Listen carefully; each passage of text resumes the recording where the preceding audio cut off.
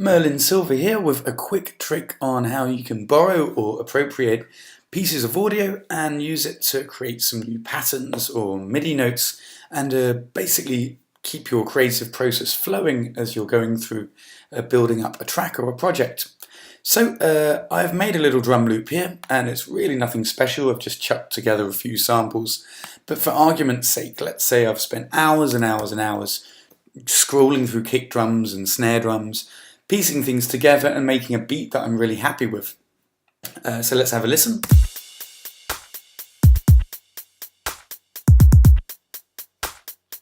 As I said, nothing special, but let's kind of put ourselves in that place where we're really out of creative juice and we're a bit exhausted and we need something to kind of keep the spark going, and I'm sure you all know what I'm talking about there.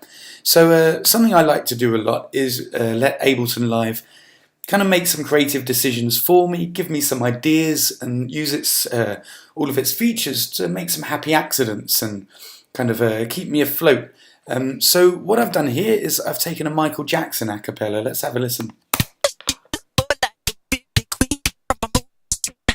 And what I've done is on top of using the OTT preset of the multiband dynamics with the time set all the way up, I've also used the in-clip gating, and I've set that all the way down to 1, and so you can hear, you just heard the kind of percussive, explosive transients.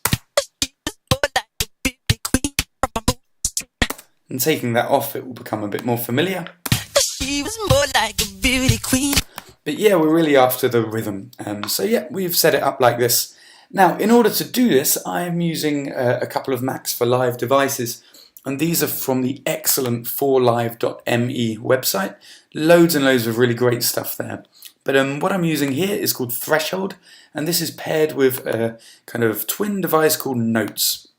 Now, Threshold goes on the end of an audio channel, my a cappella in this case, and when the volume reaches a certain threshold that you can determine here, it will trigger some information. And you can map this information to wherever you like. And in this case, I've mapped it to this Notes, also from 4live.me. So whenever some information is received, a MIDI note is created at C1, 1/16 long. You can change all of this. And yeah, so now we're receiving some MIDI information. And if we just kind of have a look in on this, you can see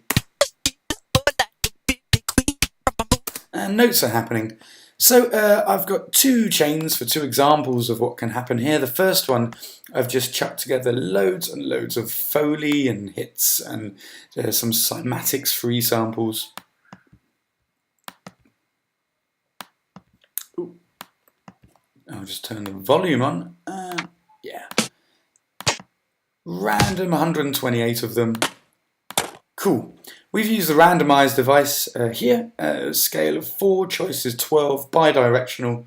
This is going to cover all of your drum rack. And so as we play the audio of the loop, we're going to hear some kind of polyrhythms created. Let's have a go.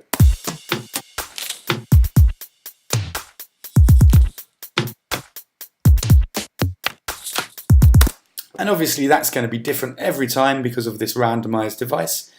So what I like to do from here is record the audio.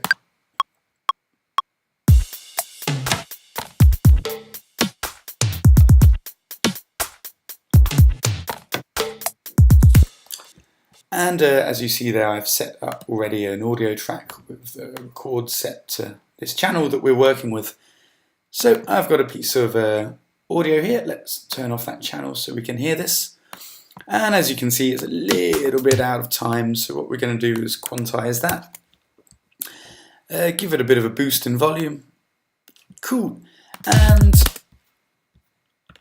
I'll just make sure that's all lined up. And from here, what I can do is, using Ableton's inbuilt algorithms, kind of make some crazy warping go on. I'm just clicking and dragging here, not really thinking about what I'm doing.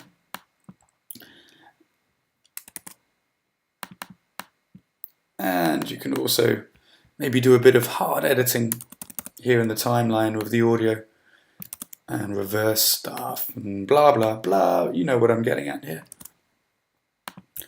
And if we have a listen back,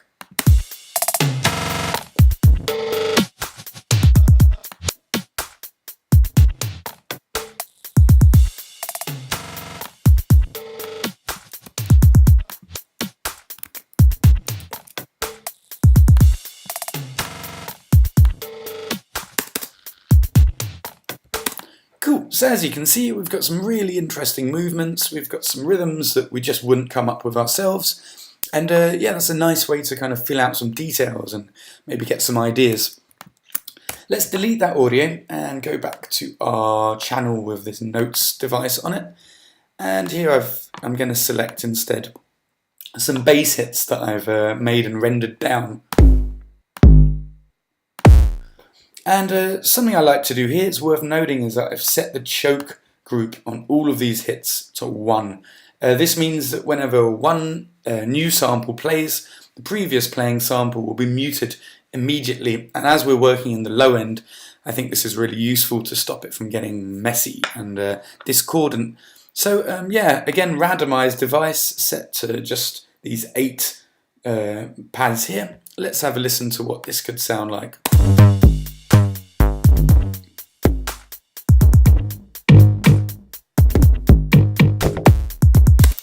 Cool, very similar feeling to before, a bit messy, a bit surprising, needing of editing, but certainly a source. So yeah, let's hit record.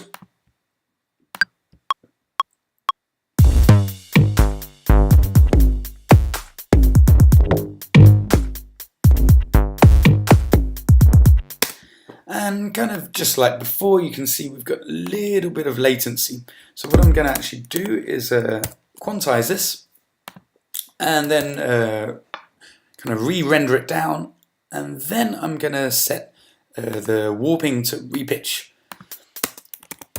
So here we can just kind of drag and drop, just like drag around just like before, different transients, stretch them out, come down into the arrangement and do a little bit of hard editing, kind of duplicating stuff, let's say reversing it, blah blah blah, and let's have a listen to what we've got here.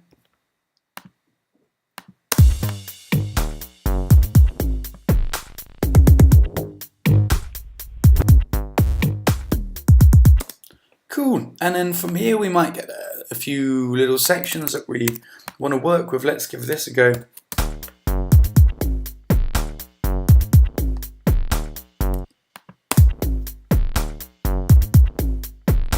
That's pretty funky. How about this?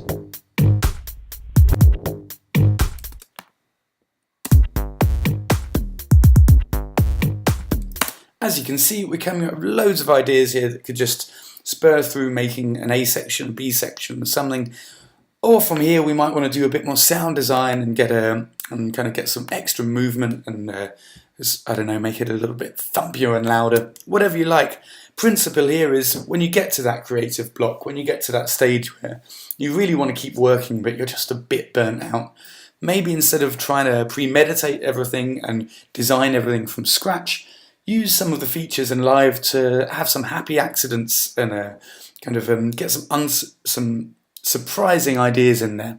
So I hope you take something away from this, and that this is something, a little trick that you pull out whenever you need it. I've been Merlin Silver, and thanks very much for watching.